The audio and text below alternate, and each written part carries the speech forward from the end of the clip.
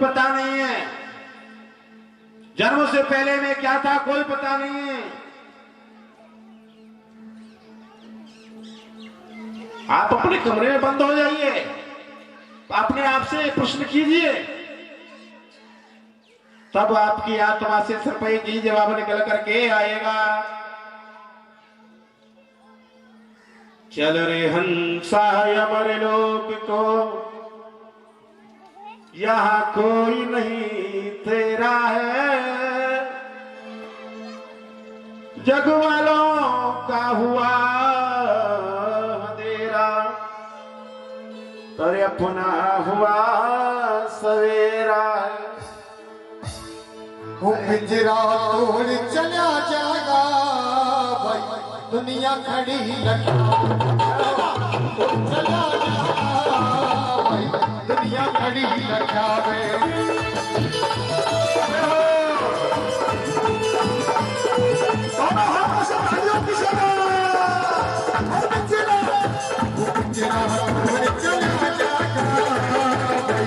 दुनिया खड़ी लगा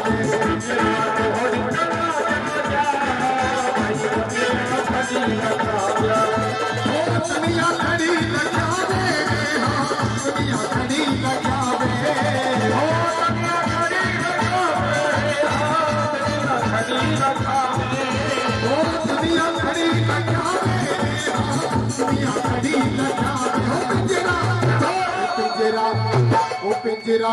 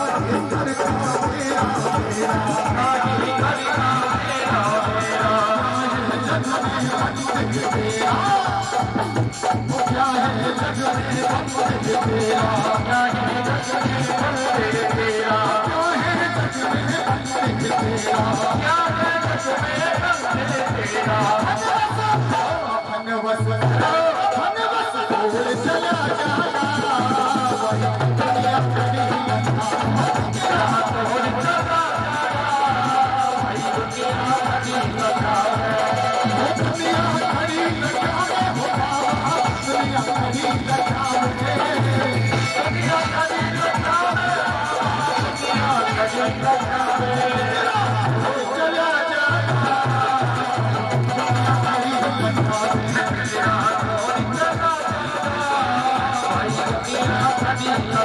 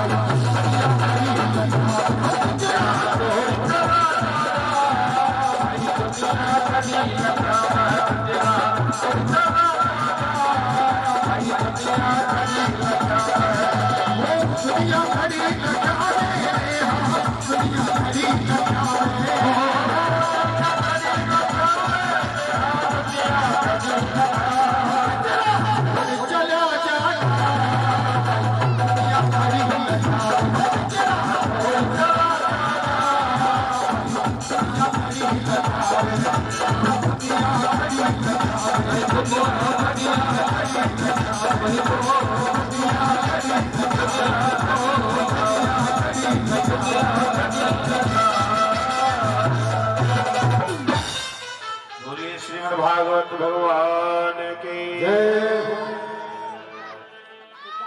तो जिसको हमने अपना माना है वह सिर्फ आपका एक भ्रम है पिताजी, एकदम नाटक है। क्योंकि समाज में प्रतिष्ठा पाने के लिए बड़ा सुंदर मकान बनाना हमारा धर्म है, पत्नी और बच्चों से प्रेम करना भी हमारा धर्म है, दुकान पर 8 घंटे बैठ करके धन कमाना भी हमारा धर्म है।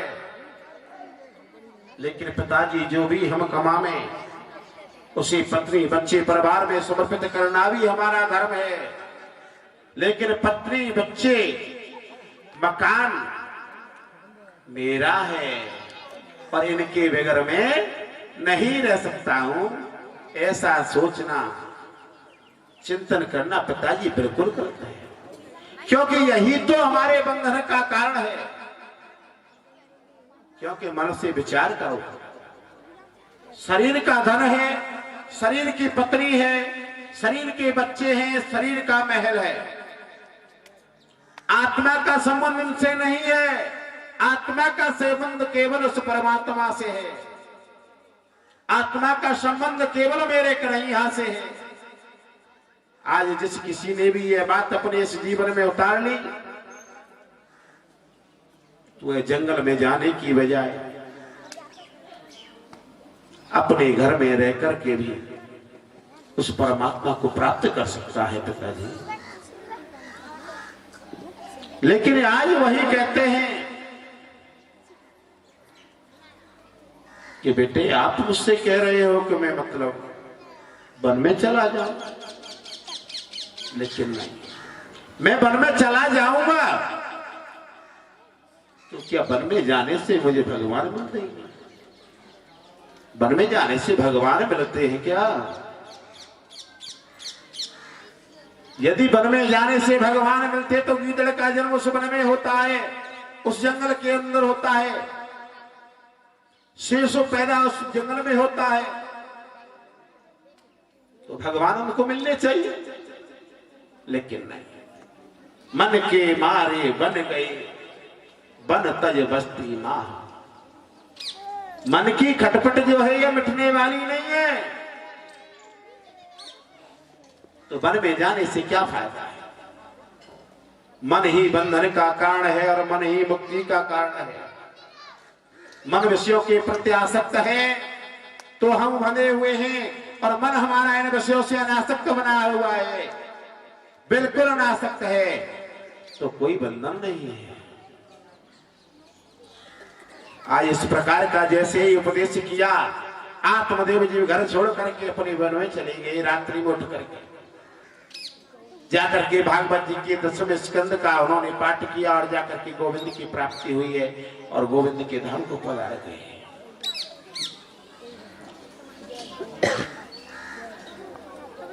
इधर में धुंधकारी घर में आतंक मचा दिया। सोचा पिताजी जंगल में चले गए, भाई गोकर्ण चले गए तीर्थ यात्रा में, और माँ को तो मना ही लूंगा, माँ से आता है पैसे मांगता है, माँ मना कर देती है, क्यों मेरे पास क्या बचा है पुत्र, तू सब कुछ ले करके चला गया, सब कुछ तूने लुटा दिया, वो कुछ नहीं है। तो माँ को घसीट घसीट करके पीटने लगा। माँ को दुखी हो गई, रोती है चिल्लाती है, लेकिन कोई बचाने वाला नहीं आता है। माँ जाती है और रात्रि में जाकर के कुएं में कूद पड़ती है और अपना गोविंदाय नमो नमः बोलिए जय श्री राधेश्याम।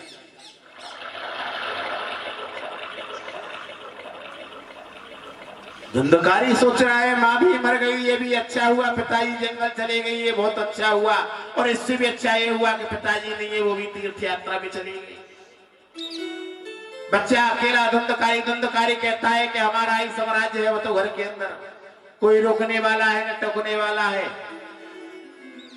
लूट कबूच मचा रखी है, 4-4 5-5 वेश्या को ला करके घर के अंदर रख लिया। एक उस आत्मदेव ब्राह्मण बड़ा ही सीधे स्वभाव सरल स्वभाव का व्यक्ति, उसके स्वर्ग जैसे घर को कांटा बना दिया। घर में जगह जगह मांस के टुकड़े पड़े हुए, शराब की बोतलें पड़ी हुई हैं, 5-5 वेश्याओं को ला करके रख लिया है घर के अंदर। लेकिन आज वेश्याएं सोच रही हैं कि इसके पास अब धनवंत तो नहीं है, क्योंकि वेश्याओं को तो धन चाहिए। धुंधकारी राजा की नजरों में चढ़ गया है, कई बार पहले भी दंड मिला है, लेकिन अब तो इतना अत्याचार करता है कि नाबाद अब वो दोनों बच्चों को उठा करके ले आता है, कुएं में फेंक देता है, मार देता है, काट देता है, जला देता है, घरों में आग लगा देता है। अब ये किसी दिन पकड़ा जाएगा, इसके साथ में हम भी पकड़ी जाएंगे और सजा हमको भी मिलने वाली है। 5 वेश्याओं ने प्लान किया, रात्रि में सोते हुए धुंधकारी को पकड़ लिया, रस्सी से बांध दिया, उसका गला दबा दिया और उसके मुंह के अंदर जलते हुए अंगार भर दिए। धुंधकारी का गोविंदा नमो नमः उसको लेकर के उसके मकान के अंदर गड्ढा खोद के गाड़ दिया और वहां से वेश्या सारा धन लेकर के चली गई।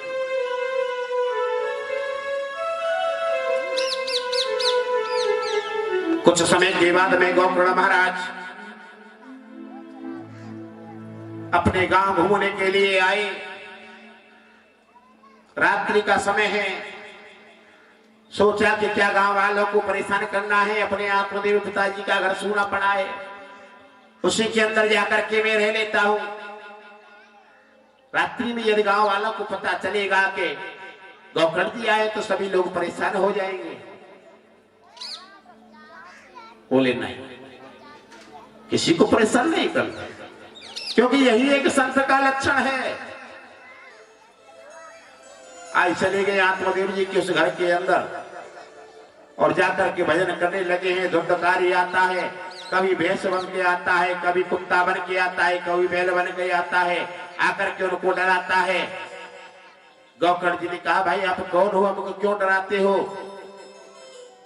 गोकर्ण जी ने तुरंत अपने कमंडल से जल के छींटे उसके ऊपर लगाए तो उनको एक परछाई दिखाई पड़ी। कहने लगा, भाई मैं आपका भाई धुंधकारी हूं।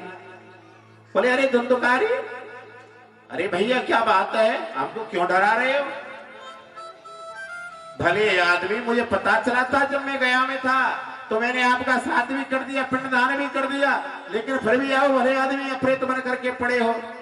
धुंधकारी कहने लगा, नहीं भाई, एक बार नहीं 1000 बार भी आप गया में जाकर के मेरा श्राद्ध करोगे तब भी मुझे मुक्ति मिलने वाली नहीं है, क्योंकि मैंने कर्म ही ऐसा किया है। लेकिन भाई, अब आप जैसा विद्वान भाई होते हुए भी यदि मेरे को कष्ट सहना पड़ रहा है तो ये तो बड़ी दुख की बात है, आप कुछ करिए। तुरंत गोकर्ण जी ने कह दिया, भाई चिंता मत कर, तेरी मैं कोई न कोई मुक्ति का उपाय सोचता हूं। जैसे प्रातः काल हुआ, तुरंत गोकर्ण जी ने भुवन भास्कर सूर्य देव से प्रार्थना की कि हे भुवन भास्कर सूर्य, आप मुझे ये बताइए कि महाप्रेत की मुक्ति का साधन क्या है? तो सूर्यदेव ने आदेश कर दिया, श्रीमद् भागवतान मुक्ति सप्ताह वाचनम करो। एक ही उपाय है, श्रीमद् भागवत के प्रवचन करो, इसी से मुक्ति हो सकती है। अब गांव वालों को जैसे पता चला, तुरंत जल्दी पल्दी बढ़ाई, सुंदर सा व्यास मंच बनाया। व्यास मंच बना करके गोकर्ण जी को विराजमान कर दिया। सभी गांव वाले श्रोता बन करके बैठे हुए हैं, बड़े मन लगा करके कथा सुन रहे हैं। धुंधकारी को आमंत्रित कर दिया कि भैया धुंधकारी, तू जहां कहीं भी हो यहाँ आ जा, कथा सुन ले, तेरे लिए ही हम ये कथा कर रहे हैं। अब धुंधकारी बैठे तो बैठे कहां, तो एक 7 गांठ का बांस ला करके वहां पर गाड़ दिया। आ जाओ भैया, क्योंकि हवा का प्रकोप है, हवा उसको कहीं बैठने थोड़ी देगी, भगा देगी। लेकिन धुंधकारी आकर के बांस की बदले में आके बैठ गया। एक दिन की कथा हुई, उस बांस की एक ग्रंथि फट गई कथा के प्रभाव से। दूसरे दिन की कथा हुई, तीसरे दिन की कथा हुई, एक एक करके 7 दिन की कथा हुई और वह बांस के साथ ग्रंथियां फट गई। और जो धुंधकारी का शरीर है वह एक देव रूप में परिवर्तित हो गया। भगवान के धाम से बड़ा सुंदर सा विमान आया है आज धुंधकारी को लेने के लिए। धुंधकारी उसमें चढ़ने के लिए तैयार हुआ है। जैसे ही गोकर्ण जी ने देखा कि ये क्या हो रहा है, गोकर्ण जी ने कहा क्या हो रहा है? बोले कुछ नहीं, धुंधकारी की मुक्ति हो गई, इसको लेकर के जा रहे हैं वैकुंठ को। गोकर्ण जी ने कहा इसकी मुक्ति कैसे हो गई? आप इसे वैकुंठ लेकर के कैसे जा सकते हैं? बोले इसने भागवत कथा सुनिए। बोले नहीं, अत्रैव भवसन्ति श्रोतारो मम निर्मलः। कथा एक धुंधकारी ने नहीं सुनी, कथा हजारों लोगों ने बैठ करके सुनी है। तो आप सभी लोगों के लिए विमान लेकर के आइए। बोले ऐसा नहीं है, सुनने की पद्धति अलग अलग है। अब इसमें श्रोता भी 3 प्रकार के बता दिए हैं, श्रोता, श्रोता और सरोता। तो जो श्रोता होता है उसको भगवान मिलते हैं, उसी के लिए भगवान के धाम से एक सुंदर सा विमान आता है। तो आप लोगों को सरोता और श्रोता बनने की जरूरत नहीं है, इनकी विशेषता कल बताएंगे, श्रोता कौन है और श्रोता कौन है। धुंधकारी की मुक्ति हो गई, धुंधकारी भगवान के धाम को चला गया है और आज की कथा का यहीं पर विश्राम करते हैं। मुक्ति का कोई तू जतन कर ले, मुक्ति का कोई तू जतन कर ले, रोज थोड़ा थोड़ा हरि का भजन कर ले, रोज थोड़ा थोड़ा हरि का भजन कर ले। मुक्ति का कोई तू जतन कर ले, मुक्ति का कोई तू जतन कर ले, रोज थोड़ा थोड़ा हरि का भजन कर ले, रोज थोड़ा थोड़ा प्रभु का